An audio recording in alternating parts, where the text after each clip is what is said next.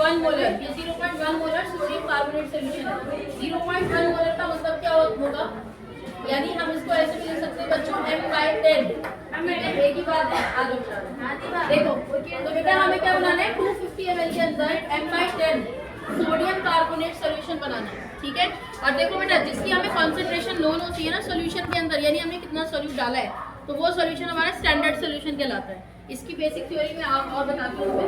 पहले देखो बेटा, हमें मोलर सोल्यूशन बनाना है, तो मोलैरिटी का फॉर्मूला क्या होता है हमारे पास, given mass of solute upon molar mass of solute into 100, और यहाँ पे क्या आएगा, वॉल्यूम इन मिलीलीटर, ठीक है।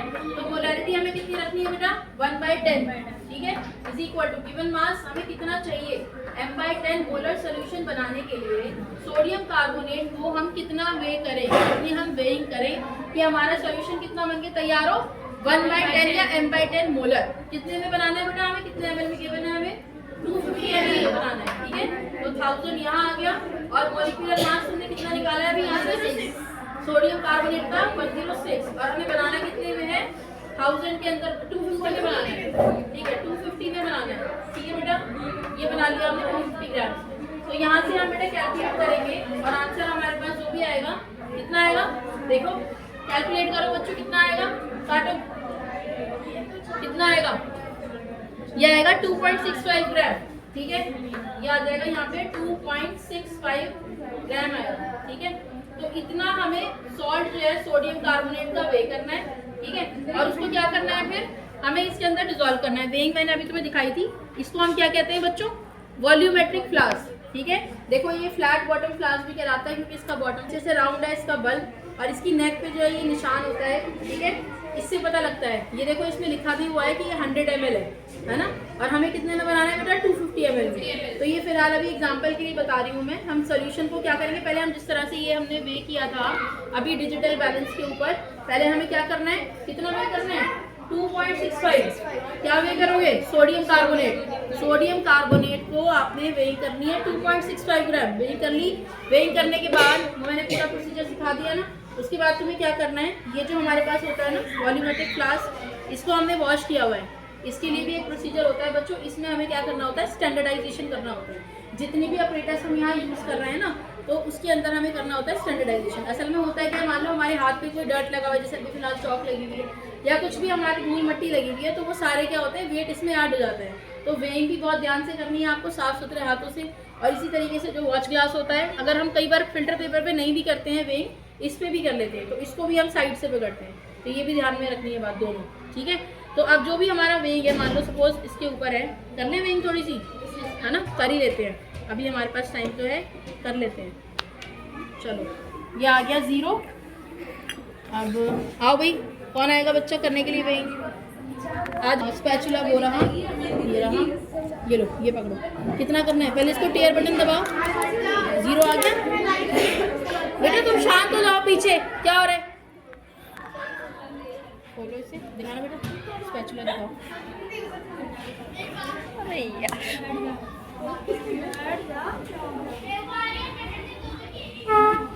ये लो बेटा, ये लो। अब डालो इसमें 2.65, कितना निकाला है, m/10 सोडियम कार्बोनेट का स्टैंडर्ड सोल्यूशन बनाना है 250 ml में, ठीक है।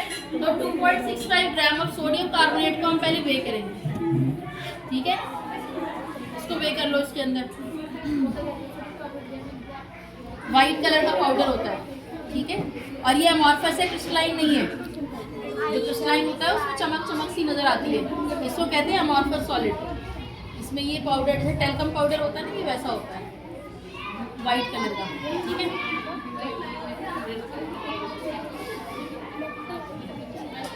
2.65 है बेटा, 2.65 ग्राम। बस हो गया, हो गया, हो गया। चलो बेटा अब इसको कर दो यहाँ से ऑफ, ठीक है। अब ये जो हमारा सॉल्ट है ना, इसमें हमें क्या करना है, ये फनल लगानी है, ठीक है। देखो भाई, ये फनल लगा के इसके अंदर, ये तो बहुत इसमें लगानी है, और ये देखो इसको उठाना है ऐसे करके। और वॉश बॉटल नहीं निकाली हमने, वो भी चाहिए थी वॉश बॉटल।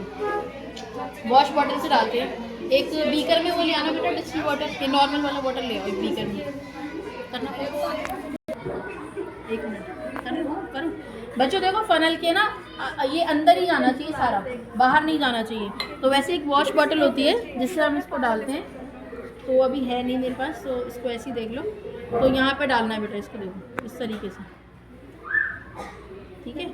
यहाँ पे ये प्रेशर बन जाता है ना, तो जाता नहीं है, इसको थोड़ा ऊपर उठाना पड़ता है, ठीक है।